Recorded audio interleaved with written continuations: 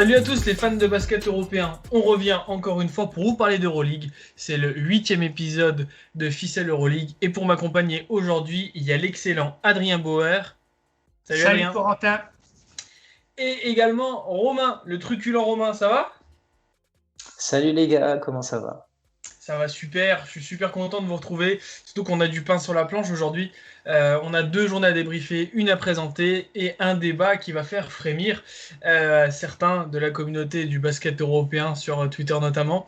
Donc on va pas chômer, on va vous présenter la journée 14 avec ses résultats, la journée 15, si je me m'abuse, c'est Adrien qui va la présenter, la journée 16 à venir, c'est Romain qui va nous en parler. Ensuite, on enchaînera sur un petit débat. Et enfin, pour clore tout ça, comme d'habitude, l'excellente chronique de Romain. Vous êtes prêts les gars dans les starting blocks? C'est parti. C'est parti. Allez, let's go. Alors, je vais vous présenter la journée 14. Je vous dirai les résultats et ensuite on parlera de 2-3 matchs qui étaient intéressants. Alors, en journée 14, Lyon-Villeurbanne s'est imposé 84-81 contre le Maccabi Tel Aviv. De l'autre côté, il y a Valence qui a été s'imposer contre l'Olympiakos 96-85. Le Barça, lui, a été gagné contre le Khimki Moscou, 87-74. Le Zénith Saint-Pétersbourg s'est imposé dans un match bien disputé, 79-75 contre le Bayern. Le Panathinaikos, lui, s'est incliné après prolongation contre le Real de Madrid, enfin le Real Madrid, pardon, 97-93. L'Étoile Rouge de Belgrade, elle, a perdu contre l'Alba Berlin, après prolongation également, 84-90. Le Žalgiris Kaunas a été gagné contre Baskonia 92-73. Milan s'est imposé à Istanbul contre le Fener 79-71. Le CSKA Moscou, lui, a mis une belle pilule à l'Anadolu Efes 100-65. Messieurs, est-ce qu'il y a un match en particulier dont vous aimeriez parler pardon? Pour la J14, il y en a un qui a fait pas mal de polémiques et en même temps le scénario a été un peu fou vu que ça termine en double prolongation, mais c'est le match entre le Pana et le Real qui a été très sympa à suivre. Dans le contenu, ça n'a pas été non plus de l'excellent basket comme certaines équipes peuvent nous en proposer, mais ça a été efficace. Ça a été efficace et puis il y a un joueur qui a confirmé une chose dont on avait discuté la semaine dernière, notamment par moi, c'est que Walter Tavares a clairement les larges épaules pour être MVP cette saison. Vraiment. Alberto Abalde grandit plutôt bien. Et puis pour ceux qui aiment les polémiques, le Pana sombre dans des excuses d'arbitrage. Voilà, c'est assez fatigant, alors qu'ils avaient l'occasion de prendre l'avantage dans ce match. Ils ont très vite baissé pavillon. Ils ont été incapables d'arrêter Tavares. Ils essayaient plus de l'user en attaque, mais bon, Lasso est excellent tacticien, donc c'est passé comme ça voulait. Bref, et du coup, le Pana s'est plaint après le match qu'il y avait des fautes d'arbitrage, encore une fois. Voilà, si c'est pas l'Olympiakos, faut que ça tombe sur le Real, mais c'est toujours la même équipe qui se plaint. Et c'est assez fatigant parce Oui. ils avaient clairement les moyens de taper le Real sur le terrain, sauf que on le dit depuis le début de la saison, il y a des manques dans cette équipe. Ça a été flagrant. Shelvin Mack s'est fait remonter les bretelles par son coach un nombre de fois incalculable pendant la rencontre. On voyait Voras s'agiter sur le bord du terrain. Voilà, sur des erreurs défensives, sur des mauvais choix en attaque. L'attaque était assez neutre quand il était là. Et du coup, je trouve que c'est beaucoup d'excuses pour pas grand-chose. Ouais, c'est comme souvent avec le Pana. Moi, j'aimerais pousser un coup de gueule parce qu'il me fatigue. Je le vois beaucoup sur les réseaux sociaux notamment. Ils se plaignent. Or, ça fait quelques années que je regarde beaucoup les matchs du Pana, notamment sur RMC, lorsqu'ils jouent à domicile et qu'il y avait du public. Autant vous dire qu'ils ont souvent été favorisés. Donc, si quelquefois ils sont un peu, on va dire, défavorisés par les arbitres, bah, ça fait pas de mal, ça rééquilibre les choses. Qui plus est, quand tu fais jouer 44 minutes Papa Petrou et que Nedovic met 27 pions mais à 4 sur 9, voilà, il y a peut-être des shoots à mettre et arrêter de se plaindre. De toute façon, j'ai envie de dire, ce qui fait que le basket grec et les gros clubs se sont sabordés, c'est le fait tout le temps d'être dans la réaction comme ça, de se plaindre de l'arbitrage. Tu vois, c'est ça qui m'énerve aussi, moi. C'est un peu pareil pour certains clubs dans le basket italien, tu vois. Ils se plaignent tout le temps de l'arbitrage. D'un côté, ce qu'on aime, tu vois, c'est le côté, les grosses ambiances avec les fans qui mettent vraiment des atmosphères incroyables dans les salles. Mais après, ils se plaignent trop de l'arbitrage et ça fait que tu finis avec des équipes ou des championnats qui sont plus forcément toujours au top, quoi. Ouais, après le Pana, c'est souvent le cas, et surtout en Euroleague. Je pense que ça fait quelques années qu'ils ne font que décliner, donc c'est dans l'ordre des choses, hein. Du coup, ils voient leur club décliner, donc ils se trouvent des excuses. C'est assez fatigant. Pour ma part, moi j'ai vu le magnifique match Zénith-Bayern. Alors pour vous dire, j'ai noirci ma feuille de notes. Il y avait beaucoup de choses à dire. Le Zénith est passé devant qu'à la 38e minute, à la fin du match. J'ai adoré, j'adore leur manière de jouer. Un Billy Bayron impeccable avec 20 pions, 50% à 2 points et 4 sur 5 à 3 points, avec des shoots pas forcément faciles. Il est très fluide, y compris dans le drive. Et puis je trouve que Pango répartit bien le jeu. Et de l'autre côté du terrain, on a un Bayern qui, on l'a toujours dit, hein, a un temps de jeu bien réparti, avec 10 joueurs à plus de 10 minutes et une large rotation. Mais surtout, il y a un joueur que je trouve magnifique et très efficace à mi-distance. Il a fait danser Gudaitis et Poitres, ça fera plaisir à Romain. C'est Reynolds qui juste. Enfin, je tombe amoureux du joueur. J'aimais beaucoup, mais en highlight, et je trouve que tout le match, comment dire, il use quoi. Il est fatigant, il est toujours actif et il fait des choix plutôt intéressants. C'est un joueur que j'aime beaucoup, donc voilà, c'était un super match. Le Zénith s'est imposé, c'est plutôt cool parce que c'est une équipe sur laquelle il faudra compter cette année et on verra en fin de saison qu'ils ont privé de places importantes en playoff notamment. Est-ce que vous aviez vu le match de l'Asvel contre le Tel Aviv?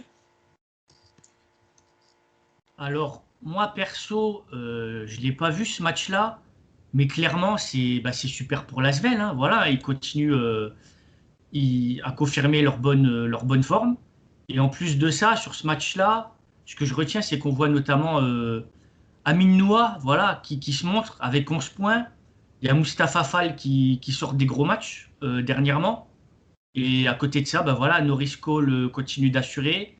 David Laïti est pas mal. Franchement, c'est super, hein. J'y repensé encore aujourd'hui. On a qu'un seul représentant en Euroleague, mais on n'a jamais eu un club avec un aussi gros budget. Et franchement, on aimerait bien aller les voir remonter déjà au classement et pourquoi pas prendre un spot en playoff, quoi. Pourquoi pas?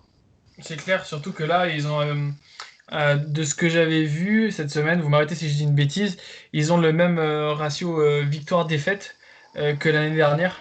Donc du coup, au final, quelque part, c'est plutôt sympa de se dire que c'est une équipe qui, par rapport à l'année dernière, prend des matchs intéressants contre des grosses équipes, mine de rien, même si c'est pas le top du top. La semaine prochaine, ils vont recevoir le CSK, donc ce sera intéressant de voir. Mais voilà, c'est une équipe qui arrive, malgré tout, comme le disait Romain quelquefois, par l'adresse, à sortir des très bons matchs. Et puis voilà, Fall est juste impressionnant, quoi. 7 sur 9 à l'intérieur, juste impérial. On en reparlera peut-être pour la journée numéro 15. Romain, tu voulais Ouais. nous parler d'un dernier match? Euh, Pas forcément, mais je voulais compléter aussi ce que vous disiez sur la l'ASVEL. Comme ça aussi, ça fera office de transition pour attaquer la journée 15. Mais je crois qu'Adrien a souligné des points intéressants pour la l'ASVEL en citant quelques noms. Il a cité Fall, il a cité Noah, Lighty. Je rajouterai Yabouzélé qui s'est Hmm. montré sur le match d'après, donc je vais éviter de Ouais, trop spoiler. comment un chien fou. Mais ouais, voilà, c'est ça, mais j'ai l'impression que l'Asvel doit s'appuyer sur ces hommes-là. Euh, on a vanté les mérites de l'Asvel de vouloir faire avec des joueurs français. Euh, bon, Paul Lacombe, Antoine Dio, c'est pas encore tout le temps au niveau, mais voilà, on a Fall qui tient bien le truc. Amine Noah a plein de talent. Yabusele, s'il a été en NBA à un moment donné, c'est pas parce que il avait le gabarit et que c'était un freak, comme ils appellent, mais c'est bien parce que le garçon sait jouer aussi au basket. Et puis on a un des, je pense qu'on peut se permettre de le dire, mais on a un des visages du basket français ces dernières années, enfin depuis les années 2010, etc. Mais David Leity est Mhm. clairement un personnage que tout le monde aime. C'est rare d'avoir un commentaire négatif Ouais. sur ce garçon-là. Ouais, j'en Et parlais encore tout à l'heure au playground, quoi. Stabilité émotionnelle et sérieux, c'est un joueur qui est aimé de tout le monde.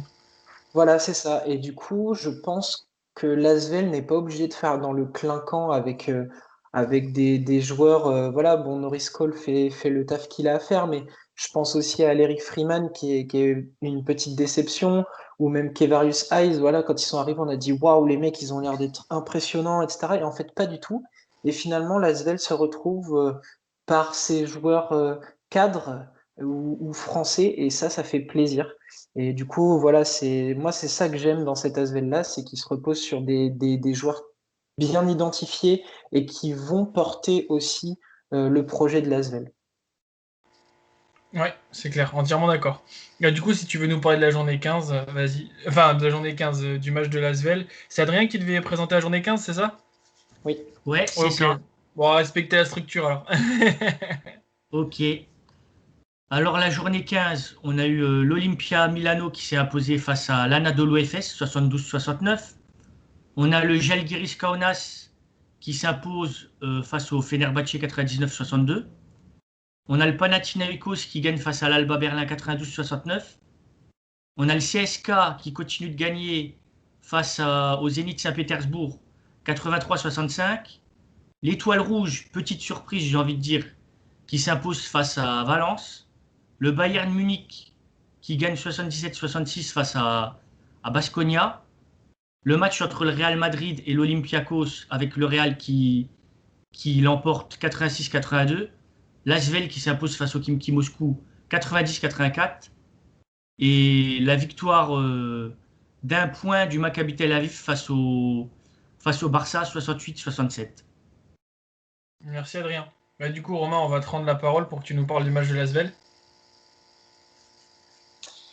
Eh ben, il fallait prendre cette victoire parce que du coup, le Kinky, voilà, avec tout l'amour qu'on porte à cette équipe, il fallait quand même assurer une victoire, d'autant plus que c'était à l'Astrobal. Donc voilà, pour essayer de se donner de l'air et puis pour bien laisser le Kinky derrière eux. Et du coup, bah, l'Asvel, ils le font formidablement bien avec, du coup, comme on disait tout à l'heure, des joueurs socles. Bon, bah, Mustapha Fall, pas besoin d'en parler, c'est toujours le même depuis le début de saison. TJ Parker s'appuie sur lui et puis il a bien raison. On a David Leity, voilà, qui fait ce qu'il a à faire, 14 points, 5 rebonds, 5 passes. C'est David Leity. Et du coup, ben, on peut aussi parler d'un Gershon Yabusele qui s'est mis bien en vue avec 24 d'évaluation pour 20 points, 4 sur 8 à 3 points, Ouais. 5 rebonds et 2 contres. Voilà, ça c'est le genre de performance qu'on attend de ce garçon-là, qui n'a plus besoin de se cacher, qui n'est plus le petit jeune. Voilà, il a son expérience en NBA, maintenant il est bien ancré dans le système Euroleague. Il doit prendre ses responsabilités, TJ Parker doit lui en donner. Et du coup, ça marche bien. Voilà, quand il est à ce niveau-là, ça marche bien. Norris Cole amène ses 19 points et 17 déballes. Une superbe opération pour l'Asvel, qui était pourtant mené à la mi-temps, mais qui passe la seconde dès le troisième quart-temps avec un 29-19 et qui assure dans le dernier quart-temps. Donc voilà, c'est une belle semaine pour nos Français qui en plus s'étaient imposés en championnat. Donc 3 matchs, 3 victoires, parfait.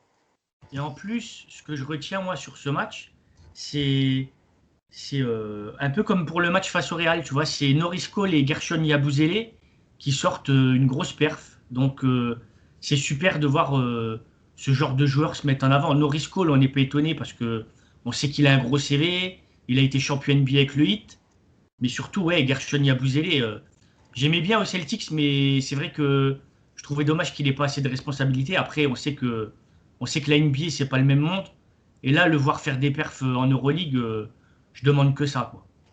Ouais, c'est clair. Ben, ça fait plaisir en plus de voir un Français réussir. Je trouvais que voilà, 8 tirs à 3 points, c'était énorme, mais au final, le gars en met 50%, donc respect. On parlait de Français qui réussissaient. Il y a aussi Léo Westermann qui s'est bien montré dans la défaite malheureuse du Fener contre Milan.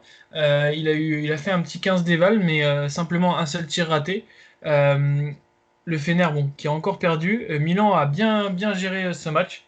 Mené dès la première mi-temps, on va dire, dès la 8e minute, pardon. 4 joueurs à plus de 10 points. Milan qui commence à enchaîner. J'ai hâte de voir les 2-3 prochains matchs, voir s'ils sauront montrer un visage aussi intéressant. En tout cas, c'est une victoire impérative pour Milan face à une équipe du Fener qui est plus que jamais en dents de scie cette saison. Bah, j'ai remarqué que Milan, c'est vrai que là, la marque a l'air un peu plus répartie. Bon, Kevin Punter sort toujours des gros matchs.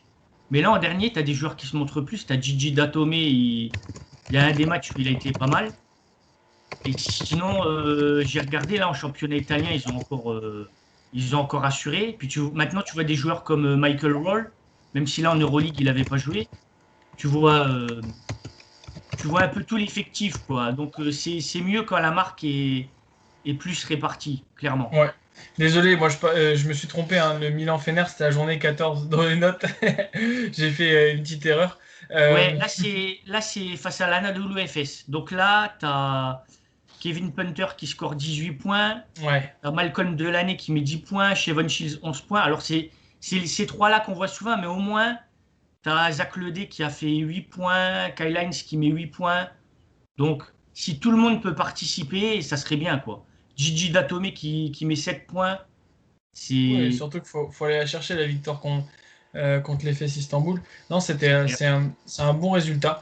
Comme je disais, on verra dans les prochaines journées s'ils arrivent à enchaîner 5 victoires d'affilée, ça pourrait être sympa. On verra après dans la prochaine journée ce qui les attend. Euh, il y avait des matchs cette journée qui ont, je trouve, été intéressants, avec notamment la victoire du Maccabi face au Barça d'1 point. Est-ce que vous avez eu un avis sur le match? Moi, j'ai regardé le match. Il y a deux, trois trucs qui m'ont pas plu. D'un côté, le Maccabi 87 déval et de l'autre côté, le Barça à 59. Ça en dit long. Un Barça qui rate beaucoup trop de shoots ouverts, qui finit à 35% à 3 points. Et la stratégie du Maccabi de tout changer en défense, avec toujours continuellement des prises à deux lignes de fond. euh, et du coup, un impact physique plus important, a apporté ses fruits. Et c'était un match assez intéressant à suivre pour les gens qui aiment la défense. Adrien, je pense pas que tu aurais kiffé voir ce match parce que c'était vraiment costaud. En tout cas, j'ai noté deux, trois choses. Ce qui est intéressant, c'est que le Maccabi, ça a l'air d'aller un peu mieux sur les derniers matchs.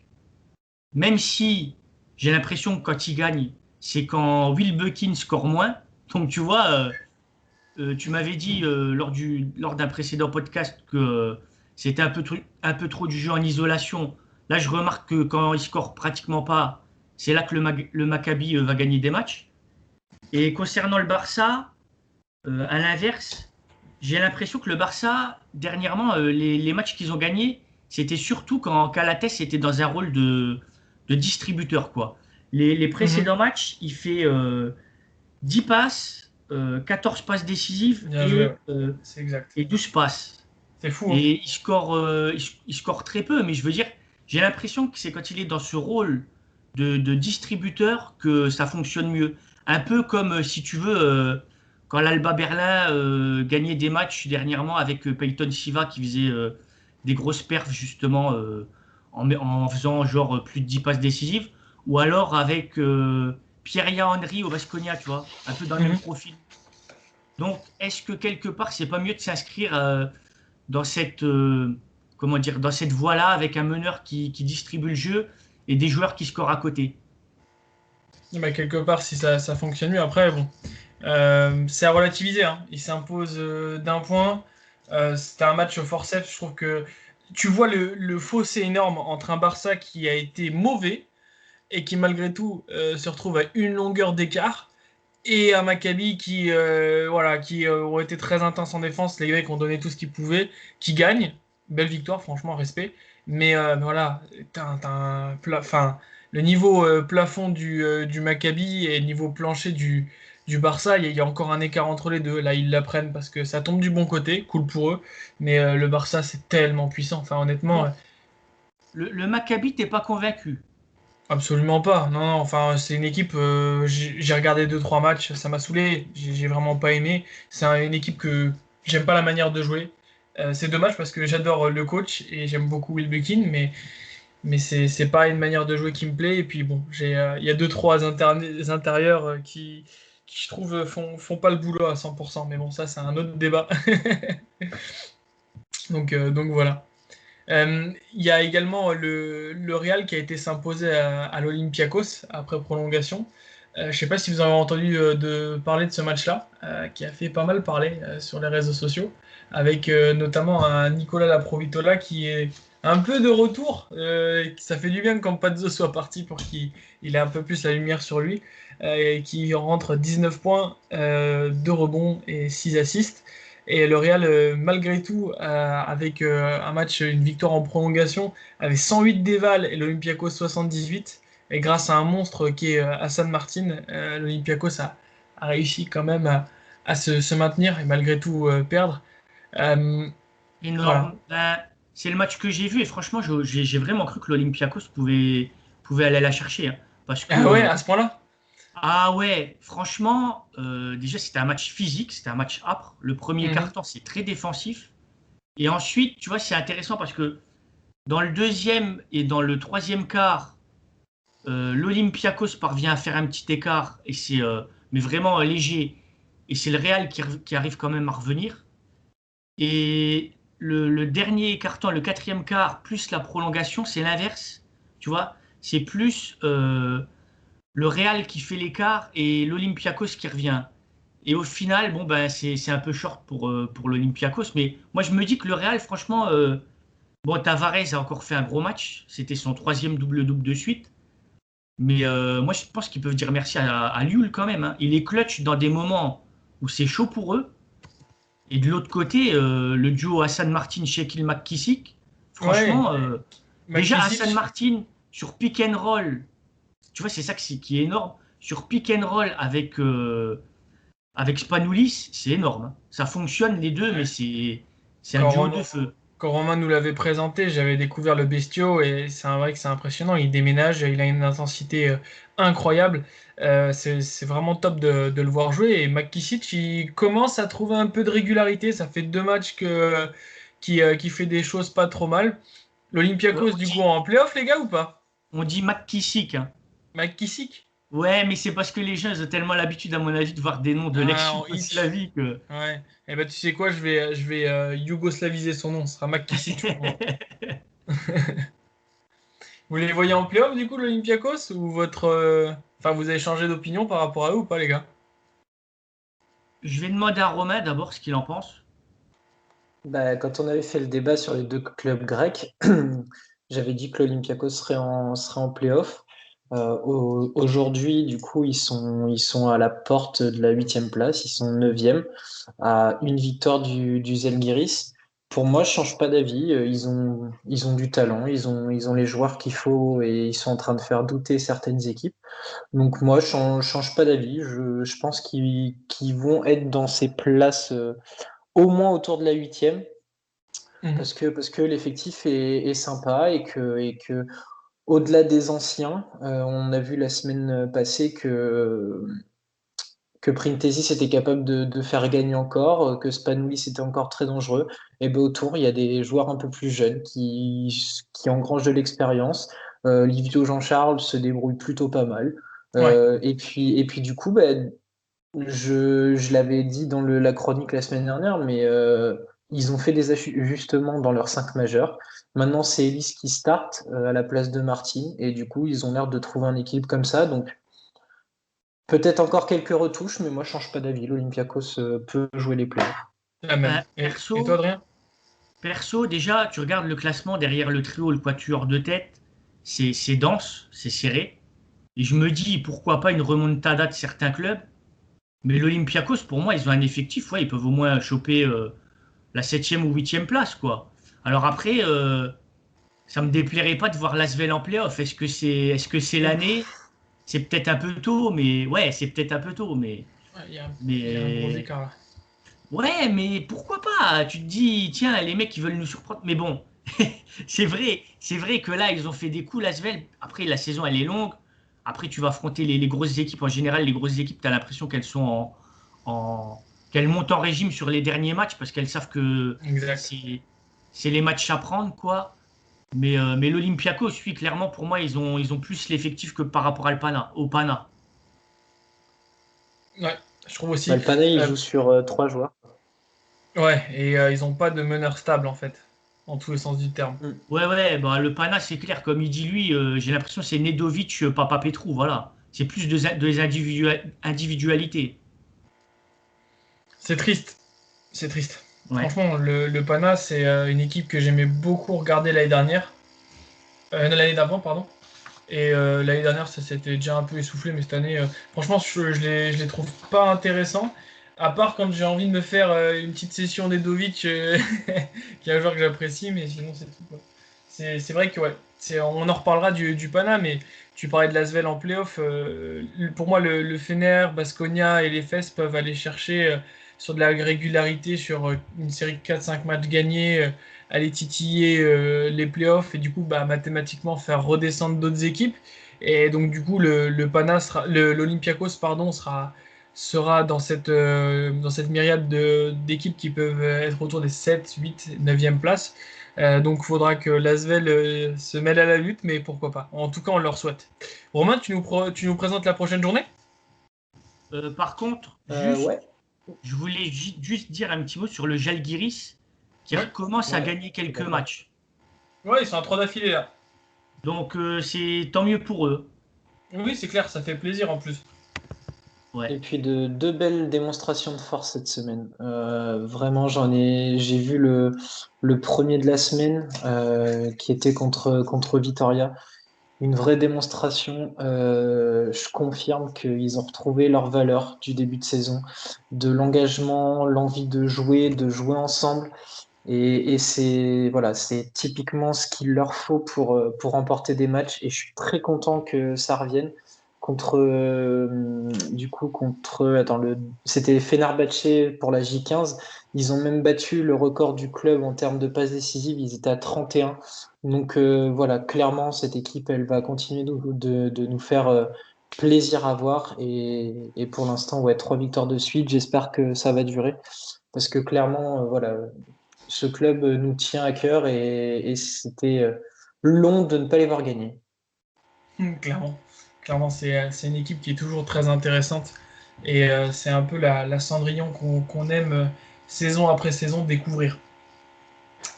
Le Žalgiris qui, la semaine prochaine, jouera contre le Bayern, c'est ça, Romain?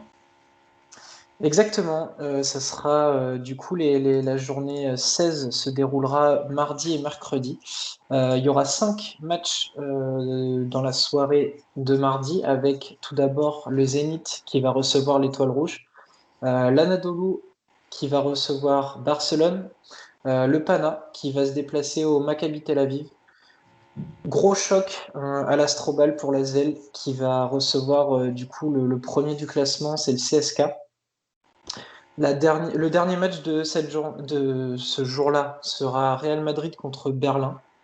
Donc là aussi, il peut y avoir une bien belle affiche parce que René 16 va vouloir embêter l'assaut et avec sa zone, j'attends de voir. Et du coup, le lendemain, comme tu as dit, le Zalgiris va accueillir le Bayern. Donc là aussi, il va y avoir deux, trois petits trucs intéressants. L'Auvergne contre Reynolds, Trinkieri contre Schiller. Grigonis va devoir être arrêté par Baldwin. Voilà, ça va être très très sympa. Le Fenerbahçe va recevoir l'Olympiakos. Pareil, des équipes qui ont besoin de victoire. On va voir si Nando De Colo va pouvoir faire gagner le Fenerbahçe. Ensuite, il y aura donc le duel entre votre équipe et la mienne, donc entre Milan et Vitoria. Oui. Et enfin, l'équipe la plus collective reçoit l'équipe la moins collective avec Valence contre le Khimki Moscou pour clore cette 16e journée. Il y a des beaux matchs, des belles oppositions de style. Moi, j'ai noté 3 matchs. Il y a le spécial, je l'ai appelé Romain Olivier parce que je sais que vous allez le regarder. C'est le Žalgiris Bayern. Je me suis pris vraiment d'affection pour le Bayern, qui est une équipe que je trouve insipide. Le Žalgiris, voilà, c'est un secret pour personne qu'on aime beaucoup leur style de jeu, donc ça va être un match intéressant. Real Alba Berlin, juste pour voir Renenses, ce qui peut nous sortir pour tenter de limiter l'impact de Tavares. Et aussi FS Barça, je veux juste voir si ça va pas être le réveil de Shane Larkin. Voilà, c'est compliqué pour lui, et donc du coup c'est compliqué pour les fesses, mais ça va être un match super intéressant. Est-ce que vous avez coché un de ces matchs, les gars? Je me retiens de parler de Larkin, hein. Vraiment, je me retiens d'en Pareil. parler. Donc, j'espère qu'il va briller effectivement contre Barcelone. Moi, j'ai envie de voir l'Asvel contre le CSK. Ah oui, Euh, pour une chose, c'est que l'Asvel, depuis l'année dernière, ils sont fait les spécialistes de taper les gros à la maison. c'est ça à la maison, ouais. Je me Donc, du rappelle coup, en plus, je devais y aller au match, et vu que j'ai organisé un tournoi de basket, j'ai annulé. Et c'est le soir-là où l'Asvel tape le CSK de 1 point, je crois. ouais, c'est possible, mais du coup, ils sont capables de le faire. Après, j'ai vraiment hâte de voir comment TJ Parker va s'adapter face à cette légion. Il n'y a pas d'autre mot. Euh, autant je fais confiance à Fall pour essayer de diminuer l'activité de Milutinov. Autant va falloir s'y prendre à plusieurs pour stopper Mike James qui est chaud bouillant en ce moment, c'est incroyable. Et pareil, il va falloir qu'il y ait un spécialiste pour coller Clyburn qui est quand même capable sur l'aile de faire du mal. Donc à voir ce qu'ils vont faire. Bien sûr, comme tu as dit, j'ai envie de voir le Zalgiris face au Bayern. Euh, et puis clairement, bah, j'en ai un petit peu parlé, mais ouais, le Real Alba Berlin, en termes de tactique et pour les passionnés qu'on est, c'est un match qu'il faut regarder. Ah, clairement. Adrien, est-ce qu'il y a un match qui te fait kiffer, toi? Pourquoi pas Asvel CSK, ouais, en espérant que l'Asvel puisse faire un coup, quoi, sachant que le CSK il reste sur 10 victoires de suite.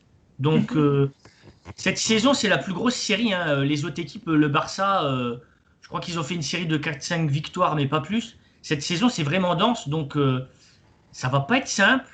Mais s'ils peuvent faire un coup, franchement, je dis, moi, ce qui me fait plaisir, c'est que, encore une fois, on peut se plaindre à la limite qu'on n'est pas d'accord avec certaines choses en Euroleague, qui est plus le côté participatif, qui est plus les clubs qu'on voyait avant. Mais on a quand même un club avec le plus gros budget de l'histoire dans le championnat de France. Et tu vois, je veux dire que j'ai l'impression qu'on n'a jamais été aussi balèze, quoi. En France, on a des budgets en hausse, on a des gros effectifs. Dans les compétitions comme l'Eurocup, on a peut-être l'occasion d'en reparler. On a Ouais, qualifié tous nos clubs. Donc franchement, ça fait plaisir. Et voir l'Asvel remporter des matchs contre des grosses écuries, moi, je demande que ça. pareil, on sera tous derrière l'Asvel en tout cas. Euh, et puis c'est pas mal que tu en parles. C'est vrai qu'il y a un autre épisode qui arrivera bientôt, hein, sur les résumés un peu de la BCL et de l'Eurocup parce qu'il y a des choses à dire, en espérant que nos copains Ludo, Franck, Romu ou d'autres soient motivés à nous donner un petit coup de main pour en parler parce qu'il va falloir de la viande pour produire de la qualité. En tout cas, pour nous, c'est la présentation de la semaine à venir et des 2 journées passées est terminée. Donc, on va passer au débat. Alors, enfin, si je me trompe pas, le débat était est-ce que les meilleures équipes d'Eurocup et de BCL peuvent-elles exister en Euroleague? Je recommence. Est-ce que les meilleures équipes de BCL et d'Eurocup peuvent-elles exister en Euroleague? C'était bien ça? C'est ça. On sait jamais, pas que j'ai planché sur un autre sujet et qu'au final, je vous parle de l'impact de Gabriel Deck au Real et que vous faites non, non, c'est pas ça. Bref. Euh, alors, pour fixer un cadre, moi j'ai voulu me fixer 3 lignes de conduite. Je sais pas si vous avez regardé sous le même angle les choses, parce qu'il y a beaucoup de choses à dire et je trouve ça juste passionnant parce que c'est un débat qu'on voulait avoir depuis longtemps. J'ai regardé 3 choses. Du coup, la situation dans les coupes européennes de tous les clubs dont on va parler. Donc du coup leurs résultats. Les résultats également des équipes d'Eurocup et de BCL contre les grosses équipes, donc du coup celles qui sont en Euroleague dans leurs championnats nationaux, mais également, et du coup en moindre mesure, parce qu'on ne peut pas voir tous les matchs, la manière de jouer, la manière dont est construit l'effectif et dont il joue. Et il y a pas mal de choses à dire. Je pense que Romain t'en conviendra bien pour lancer ce débat, qui de meilleur que Adrien? Et c'est pour ça que je me permets de te laisser la parole. Bah écoute, moi j'ai noté plusieurs choses. Déjà, on sait qu'à une époque, il y a encore quelques années, maintenant ça commence à dater, mais il y avait une Euroleague plus participative où tu voyais des clubs comme Cholet, comme Nanterre, comme le SLUC Nancy notamment, qui pouvaient y participer. Néanmoins, pour moi, dans le format actuel de l'Euroleague, parce que c'est surtout ça, moi, je pense qu'il faut prendre en compte, quand tu vois qu'il n'y a qu'un seul et même classement comme en championnat, est-ce que quelque part, c'est pas ça qui montre la vraie valeur des équipes? Et j'ai envie de dire, tout le problème, il est là. On serait encore dans l'Euroleague où il y avait les groupes comme à l'époque. Là, même avec les équipes actuelles, tu verrais peut-être des clubs comme Milan, euh, des clubs comme par exemple l'Alba Berlin aller loin dans la compète. Parce que quelque part, le principe des groupes, ça te donne, entre guillemets, un peu plus une chance de pouvoir aller loin. Ouais, le Euh, format de sachant qu'ap- compétition, ouais. C'est vrai, j'y ai sachant jamais pensé qu'après, à ça. sachant qu'après, tu avais le top 16, quand tu arrivais au top 16 de l'Euroleague, c'était le même fonctionnement, c'était par groupe. Et pour moi, je dirais, il y a des équipes d'Eurocup et de BCL qui peuvent figurer en Euroleague, mais vraiment les grosses teams, tu vois. Donc, c'est-à-dire pour moi, par exemple, l'AEK Athènes en BCL, quand je vois les joueurs qu'ils ont dans leur roster comme Keith Langford, comme Marcus Lauter, comme Masiulis, pour moi, j'ai envie de dire que c'est presque une anomalie qui joue la BCL. Pour moi, c'est une équipe d'Euroleague. Sinon, il y a la Virtus Bologne qui est énorme. Ils sont invaincus en Eurocup. On sait qu'ils briguent une place en Euroleague. Alors peut-être dans les années à venir, ils auront la chance de la jouer. On croise les doigts, hein. Sinon, Tenerife, je trouve que c'est pas mal. T'as Huertas et Shermadini qui sont du niveau Euroleague, sachant que pour moi, ça sous sa ligne, je le verrais bien faire des cartons même dans une compète comme la C1. Mhm. Donc voilà, c'est surtout ces clubs-là. Après, je dirais le Lokomotiv Kuban, ouais, ils font une grosse saison. Mais je dirais qu'après, il faut regarder aussi par rapport à la profondeur des rosters. Parce que les équipes que je cite, comme la Virtus Bologne ou Tenerife, ils sont pas en Euroleague en ce moment, tu vois. Donc après, il faut voir aussi par rapport à la profondeur de banc, parce qu'on voit que quand même qu'en Euroleague, tu as des clubs comme le Barça, le Real, ils peuvent se permettre plus de faire tourner un roster que d'autres équipes Allez, c'est pas qui le ont même des... budget, hein.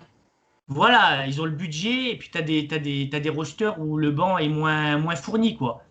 Mais je dirais que voilà, c'est des facteurs qu'il faut prendre en compte. Donc je pense que les équipes que je viens de citer, celle-ci, elle pourrait, selon moi, même dans l'Euroleague actuelle, avec le classement, avec le seul et unique classement, comme en championnat, elle pourrait bien figurer.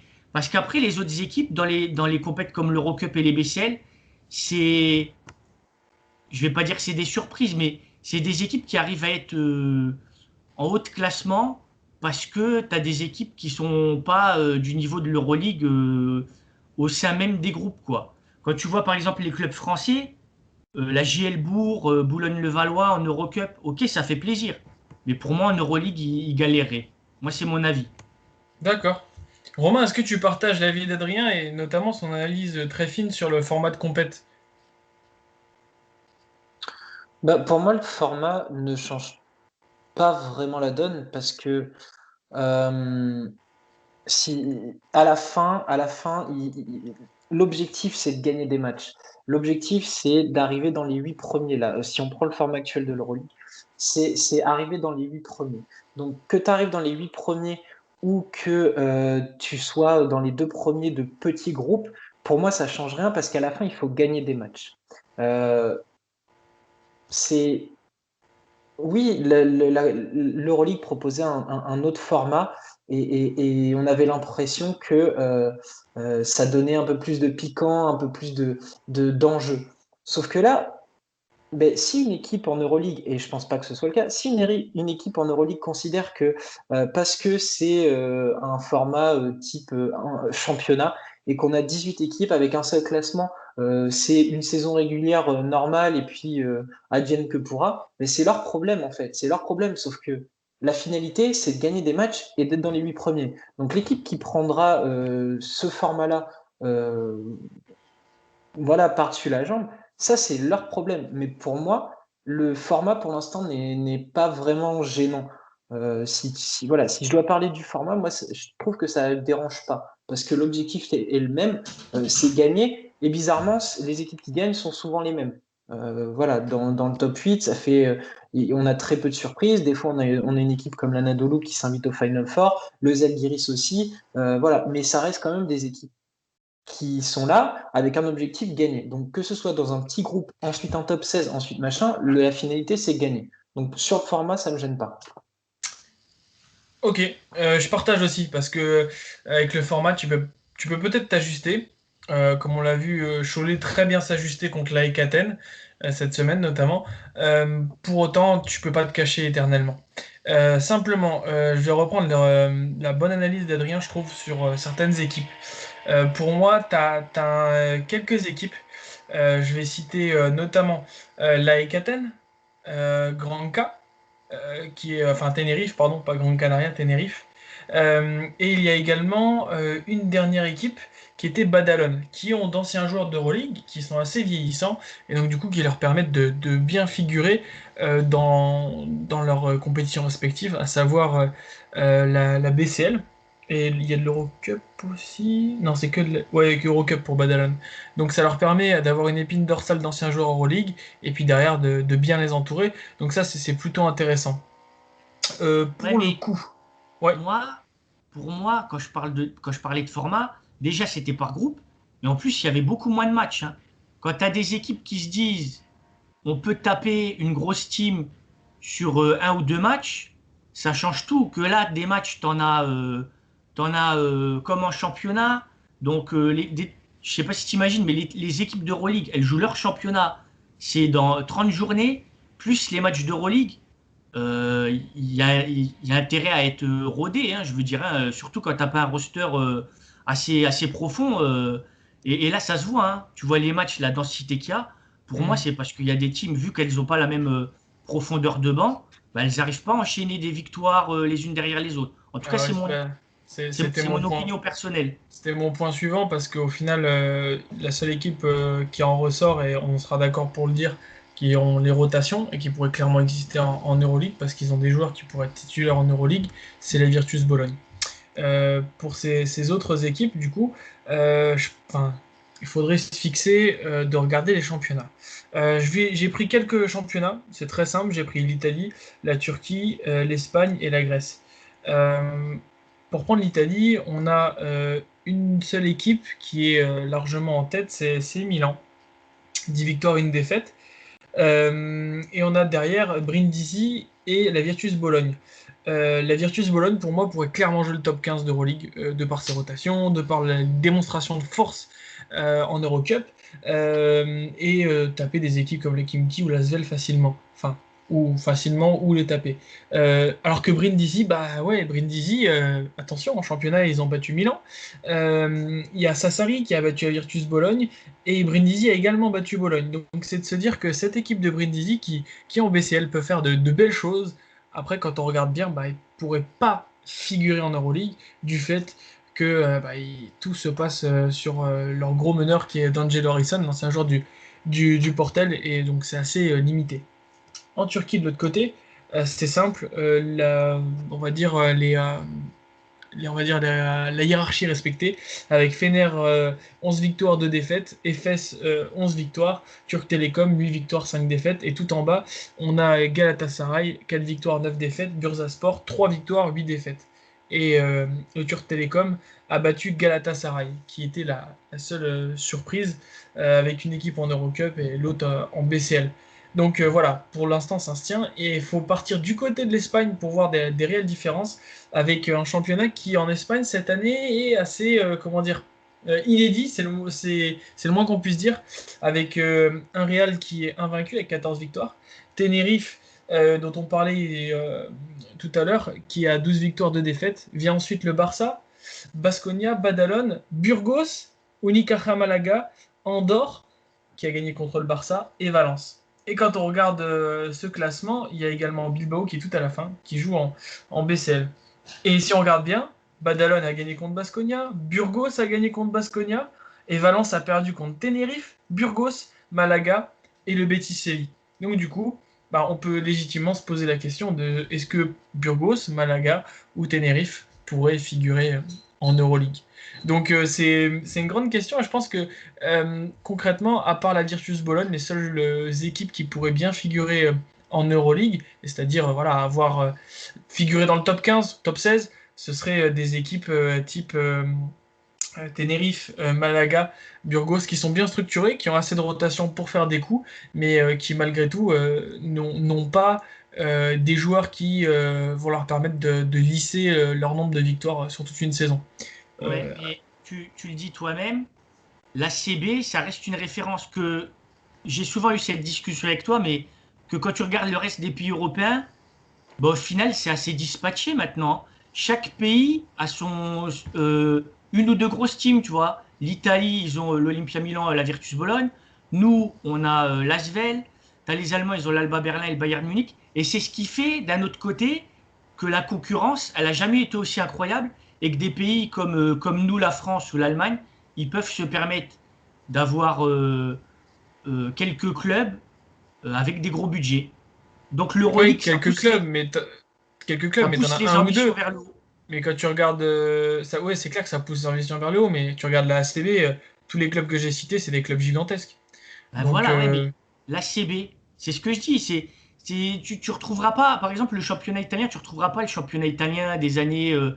C'était eux qui dominaient avant des années 80, 90. La Russie, au final, ils ont gardé que les gros clubs parce qu'il y avait trop de clubs qui avaient des soucis financiers. Tu vois, c'est ça aussi, hein. La Turquie, ils gèrent derrière l'Anadolu Efes et le Fener, c'est mal géré financièrement les clubs. Et c'est ce qui porte préjudice à différents championnats. Et puis nous, je dirais, on a augmenté les budgets, mais c'est surtout l'Asvel, hein, parce que derrière, faut voir avec Monaco, mais ils ont pas la salle. Tu vois, c'est surtout ça. Tu vois, t'as deux grosses équipes ou une grosse équipe par chaque pays, quoi. Pour chaque pays. à part la Grèce, ou à part Laïc qui est à 7-0, le Pana à 5-0, les autres se sont fait rouster méchamment. Le Prometheas Patras qui perd contre Ionikos et Ouais. Laris, Ouais, c'est malheureux. La Grèce, c'est malheureux. Après, il va y avoir un club historique peut-être qui va remonter, peut-être Maroussi. Là, ils sont premiers en deuxième div. Mais tu Alors, vois, pour avoir vu Maroussi, pour y être allé, ça jouera pas une coupe européenne dans au moins 3 ans, tu vois, très même eux, honnêtement. à la limite, là, le seul truc qui peut être sympa pour eux, c'est l'Iraklis qui pourrait peut-être remporter la FIBA Europe Cup parce qu'il y a peu de matchs. Mhm. On verra bien, mais Ouais, ça on verra. Romain, est-ce que, à part la Virtus qu'on supporte tous à peu près ici en Eurocup, tu vois quelqu'un d'autre bien figuré en Euroleague? Bah alors du coup, ce qui est bien, c'est que quand je me suis posé la question du débat, j'ai essayé de définir quelles étaient les meilleures équipes d'Eurocup et de BCL. Du coup, je vais rejoindre pas mal d'équipes que vous avez déjà citées. En Eurocup, j'avais cité donc la Virtus, que tout le monde a cité, euh, Cuban, et j'avais pris Badalone pour leur bon début de saison de cette année. En BCL, j'ai d'abord pris les classements de cette saison et en même temps, je me suis dit, on n'a pas assez d'échantillons pour voir vraiment quelles sont les équipes fortes. Du Mhm. coup, j'ai quand même mis dans la discussion Dijon, Saragosse, Bamberg parce qu'ils sont invaincus, auquel j'ai ajouté Tenerife parce que c'est une des équipes qui représente le plus la BCL, avec l'AEK et Burgos qui sont donc les champions sortants. Euh, pour moi, quand je fais le filtre de tout ça, il me reste deux clubs qui, pour moi, ont les moyens de, pas forcément de juste être en Euroleague, mais de figurer à une place honnête, sans parler tout de suite de playoff ni de titre, mais au moins être dans la danse. Pour moi, c'est simple, c'est la Virtus et Cuban. Je m'explique. La Virtus, pour l'instant, ils ont un coach de très haut niveau. Djordjevic, on n'a rien à dire sur lui. Ensuite, ils ont une base arrière qui est au niveau avec Markovic, Teodosic, Adams. Ils viennent de recruter Bellinelli. Ensuite, c'est une équipe qui se structure pour être en Euroleague. Ça fait quelques temps qu'on en parle, c'est leur objectif. Du coup, ils ont la structure et en plus, de par leur histoire et l'image qu'ils dégagent, eh bien, ils peuvent attirer des joueurs. D'ailleurs, dans mes critères, j'ai pris en compte le fait que si une de ces équipes, qu'elle soit d'Eurocup ou de BCL, a une possibilité d'accéder à l'Euroleague, forcément, ça veut dire qu'il y a un budget qui va être un peu plus conséquent. Et en plus, ils vont pouvoir attirer des noms. Et pour moi, la Virtus a clairement les moyens d'attirer. Voilà, on le voit avec Bellinelli, on l'a vu avec Teodosic. C'est des noms qui arrivent dans cette équipe parce que ça veut jouer au-dessus. Pas juste parce que ça veut bien figurer en Italie ou de juste remporter l'Eurocup. C'est que la finalité, elle est que on veut rejoindre la grosse compétition. Ensuite, pour moi, il y a Cuban pour plusieurs choses. C'est que ils ont déjà des noms qui mériteraient de jouer au niveau dessus. Williams, il fait l'unanimité, je pense, en ce début de saison, même s'il s'est gravement blessé, il était au-dessus. Il y a Kuzminskas qui a déjà son expérience, comme Kalnietis. Je pense qu'un mec comme Jordan Crawford a largement le niveau pour mettre quelques cartons en Euroleague et être solide. Et en plus, ils ont Cummings, qui est pas non plus le dernier des peintres, et ils ont un joueur qui s'est révélé, qui est Kevin Hervey. Donc eux, ils ont déjà une première structure.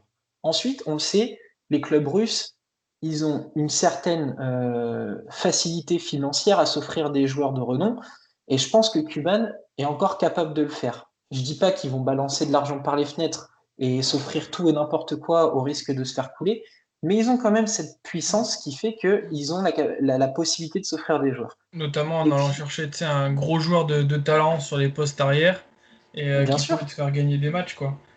bien sûr, Typiquement ce que Daka faisait avec Wilbekin, quoi.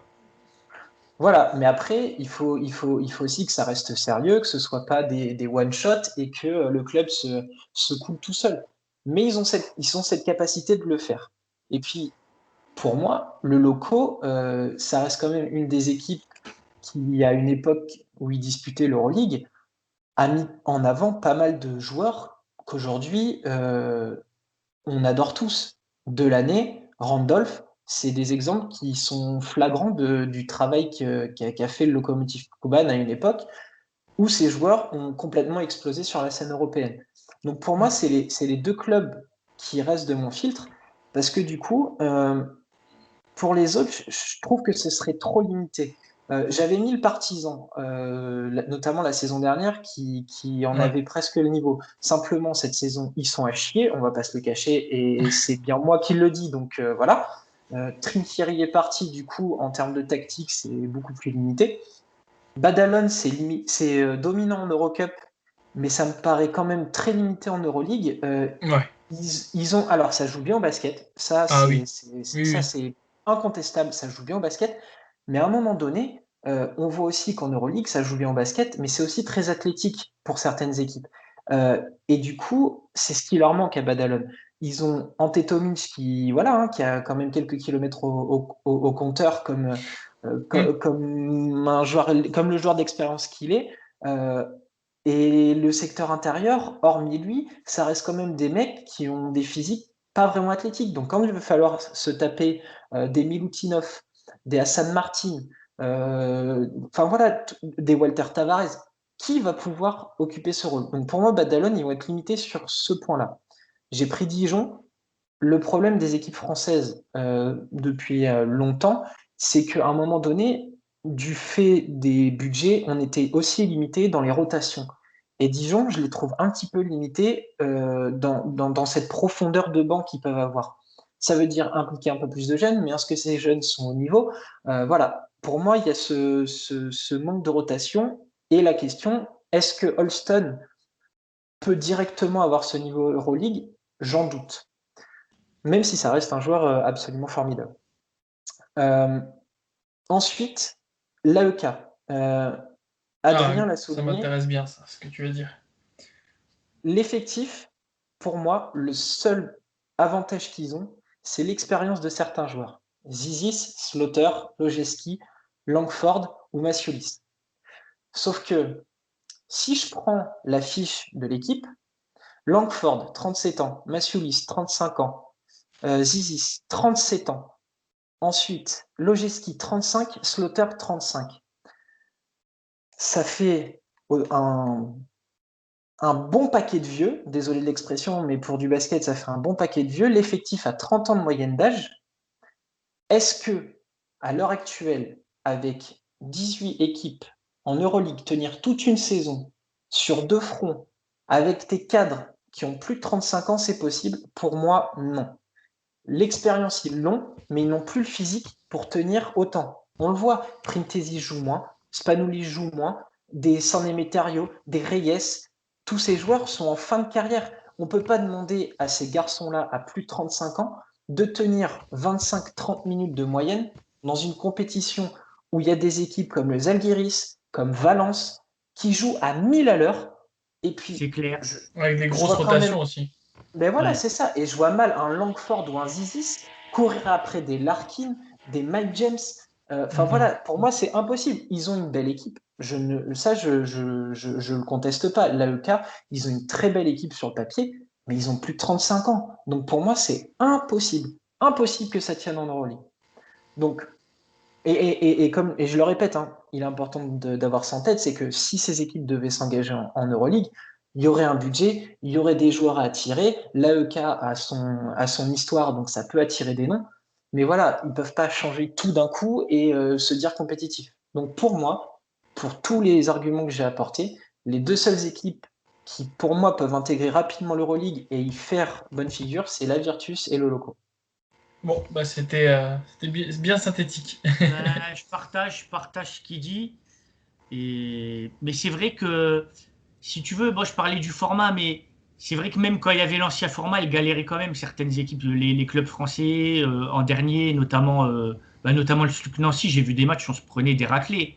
Et je l'avais dit dans les précédents podcasts. Donc je pense que c'est ça qui a fait qu'on a plus été vers un modèle fermé. Maintenant, ce que j'aime, mais ça c'est un autre débat, ce que j'aime dans les compètes comme la BCL notamment, c'est que vu que c'est encore plus ouvert, notamment le format, tu peux avoir une densité incroyable entre les équipes. Tu en as en Euroleague, hein, c'est le niveau le plus balèze, hein, mais tu peux avoir des trucs incroyables, quoi. Quand je voyais, par exemple, le club hongrois du Falkozon Batelli aller titiller des grosses teams comme Saragosse, notamment, c'était incroyable, ça. Mais ça, en Euroleague, c'est pas le même délire, tu vois, c'est différent. Et sans faire injure à Saragosse, quand tu dis grosse team, faut aussi relativiser la chose. Saragosse Oui, est une belle équipe, grosse équipe, c'est à relativiser. oui, Enfin, oui. tu vois ce que je veux dire? Faut relativiser, c'est une grosse team de BCL. Voilà. Ouais, bah oui, bah Je ça, pense qu'il faut évidemment. Non, mais relativiser ça, parce c'est que clair. des fois j'ai l'impression que les gens font des petites erreurs de compréhension et voilà, on va tout de suite croire que Saragosse c'est le CSK ou machin. Non, ils vont titiller une bonne équipe de BCL. Ils vont pas titiller une énorme équipe non plus. Non, non, mais Voilà, le on niveau est ce qu'il s'entend. est. Je parlais pour la BCL. Oui, oui. Ouais, ouais, toute proportion gardée. En tout cas, Ouais. c'est plutôt clair, notre opinion à tous les trois. Donc voilà, je pense qu'on aura répondu de manière qualitative à ce débat. Et bah, du coup, si messieurs, vous n'avez plus rien à dire, on peut passer à la chronique de Romain. Les amis, les fêtes de fin d'année approchent. À Miam, miam. Noël, certaines équipes vont attendre sous le pied du sapin de jolis cadeaux. La NBA reprenant dans quelques jours, on sait que quelques joueurs vont être libérés et plusieurs teams Euroleague auraient bien besoin d'ajustements. À l'heure actuelle, Frank Kaminsky est sur les tablettes du Fenerbahçe, tandis que le Real recherche un poste 4. Si je voulais le faire dans le positif ce soir, il m'est impossible de ne pas parler d'Anthony Randolph. À 31 ans, l'ailier fort américano-slovène, ou slovène pour les plus médisants, s'est lourdement blessé au tendon d'Achille. Fin de saison, et pour nous un énorme sentiment de tristesse. Si on lui souhaite un retour rapide, on prie surtout pour un retour solide et que sa carrière ne se termine pas prématurément. Bon, voilà, rayon mauvaise nouvelle, je crois que c'est tout, et tant mieux. Je reprends. Je disais donc que plusieurs équipes avaient besoin de renforts. On pense notamment au Kimki, qui sur sa liste du Père Noël a demandé de l'argent, un coach, des joueurs, un coach, des dirigeants, un coach, et le livre Le collectif pour les nuls. vous nous suivez depuis un moment et vous savez donc pour qui est ce dernier cadeau. Si dans sa hotte, le monsieur à la barbe blanche pouvait ramener le talent de Shane Larkin, nous lui en serions très reconnaissants. Ça va bien 5 minutes de nous faire le coup du talent évaporé dans la nature à cause d'un virus, mais Jordan a déjà joué dans Space Jam et l'épisode 2 c'est avec LeBron. Il faudrait pas nous prendre pour des cons non plus. L'Asvel semble avoir pris un peu d'avance sur tout le monde. En plus d'une belle semaine à 2 victoires, 3 si l'on compte celle en Jeep Elite, Tony Parker a annoncé l'arrivée de Derrick Walton Jr. pour la fin de saison. On sait que Corentin et Adrien vont demander au Père Noël un ticket pour Cologne afin de l'offrir à Milan. Ne me dites pas que c'est pas vrai, je le sais très bien, c'est déjà coché sur votre liste. Mais désolé les gars, on parle de cadeau, pas de miracle. Pour ça, il faudra vous rendre à Lourdes après le Covid. Je sais, on va encore dire qu'on est méchant avec eux, bla bla bla. Mais j'ai jamais dit que j'étais là pour être sympa. C'est pas Messina qui rembourse mes frais ophtalmologiques quand je vois son équipe antépénultième au classement des passes décisives. Oui, c'est bon, la pire équipe, c'est le CSK, ok. Par contre, est-ce que j'ai vraiment besoin de vous faire un dessin sur le niveau de Moscou par rapport à Milan? C'est bon, les gâchettes faciles sont rangées, merci à la team premier degré. Bon, perso, j'avais aussi une petite liste à proposer. Alors, j'aimerais des intérieurs avec un vrai impact à Vitoria, la fontaine de jouvence pour Spanoulis et Printesis, la libération de Thomas Hurtel, mon diplôme de scout pour avoir fait la pub d'Eleftherios Mantzoukas du Prometheas Patras, maintenant qu'il va signer au Pana, un job en plein temps dans le basket pour justifier enfin professionnellement que j'écris toutes ces conneries, et enfin, que l'Étoile Rouge change de nom, joue en noir et blanc sous le nom du Partizan Belgrade, je trouve que ça sonne mieux quand même. Bon, on s'est un peu perdu dans cette histoire de Noël, mais ce que je voulais surtout dire, c'est que les fêtes de fin d'année arrivent. 2020 aurait été bien pourri, et vivement que 2021 pointe le bout de son nez en espérant un apaisement général. Le basket que l'on aime chez Ficelle Europe, c'est un basket collectif avec des hommes solidaires pour vivre une aventure humaine extraordinaire afin de décrocher une victoire finale qui marque une vie. Moi, le petit Limojo en sait quelque chose pour avoir grandi avec des anciens me racontant l'histoire du CSP de 93. Et comme dit le proverbe, seul on va plus vite, ensemble on va plus loin. Alors malgré ce contexte particulier, essayez de profiter des vôtres et soyez bienveillants. À la semaine prochaine les amis. Merci Romain, ça fait plaisir. Et si on pouvait rajouter ton cadeau aussi, ce serait d'avoir le Partizan et la Virtus Bologne, pourquoi pas, en Euroleague l'année prochaine. Ce serait plutôt cool ça, non? Ça serait plutôt cool, mais il va falloir retrouver un niveau du côté de Belgrade quand même. Ouais, j'ai vu le highlight contre Kraka, là, Novo Mesto. Ouais, compliqué. C'est la vie, mais bon.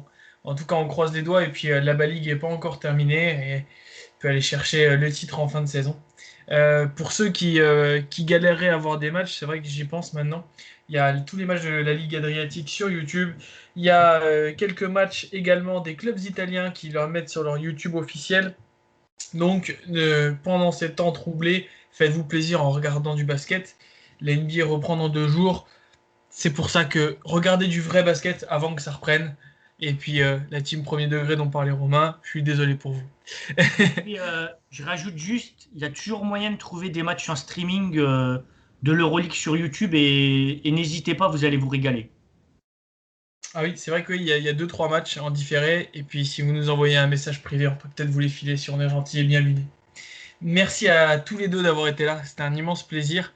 En ces temps compliqués, ça fait du bien un peu de chaleur humaine et de parler de ce sport qui nous anime tant. Petite question, qu'est-ce que vous avez demandé pour Noël de choses basket, entre guillemets?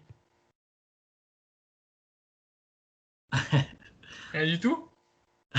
Je sais Mais pas, non. Romain. Basket, je sais pas. Si, message à ceux qui m'entendent. J'aimerais tellement retourner dans une salle de basket. J'aimerais tellement reprendre les tournages, les interviews. J'aimerais voilà Sentir la sueur. revivre de notre passion pour le basket pleinement. Les tournages, les interviews, les matchs. Donc, si quelqu'un m'entend pour m'offrir ce cadeau, je suis premier à être content. Non, moi perso, 2021, je sais pas, j'aimerais bien que le SLUC remonte, mais je sais pas si c'est pour tout de suite. Ah oui, c'est vrai, on avait Euh, oublié ça. Ouais.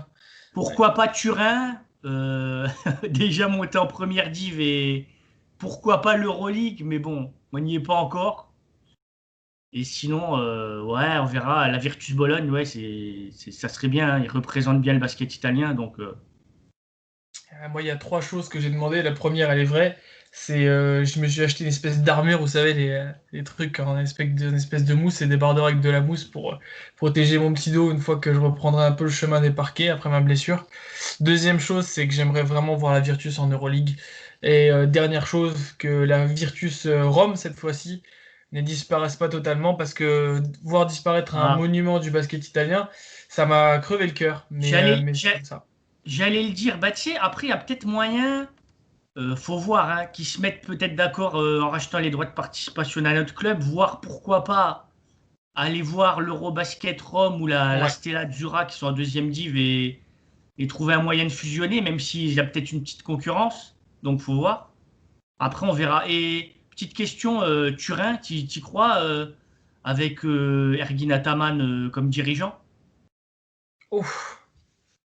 Ça, il faudrait un épisode complet. Parce que lui, il parle de l'Euroleague et tout, mais pour l'instant, je veux dire, je Alors, sais pas si. j'y crois absolument pas, et je pense que si tu veux, on fera un épisode pour vous l'explique.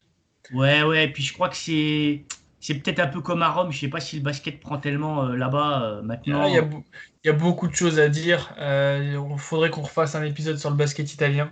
Et puis on espère également qu'on aura peut-être des dirigeants de club, des joueurs. Moi perso, ce serait mon rêve d'avoir Hugo Benitez qui a fait un super match hier avec Bourg-en-Bresse contre le CSP, même si le CSP a gagné. J'aimerais bien aussi avoir Jean-Denis Choulet. J'aimerais avoir beaucoup de gens dans ce podcast. Donc n'hésitez pas à nous envoyer vos contacts si vous également voulez venir parler de quelque chose dans le basket européen que vous maîtrisez et qui vous fait kiffer, n'hésitez pas à nous envoyer un petit message, qu'on fasse un petit épisode tous ensemble, parce que avant tout, ce podcast, c'est le partage et c'est de l'amour, comme le montre Romain chaque semaine dans sa chronique. Merci beaucoup les gars. C'était top. Et puis, on vous souhaite à tous de très belles fêtes de fin d'année. Bien sûr, on se retrouvera quand même la semaine prochaine, mais c'est important de le répéter. Prenez soin de vous. Ciao, ciao les gars. À plus! Salut tout le monde!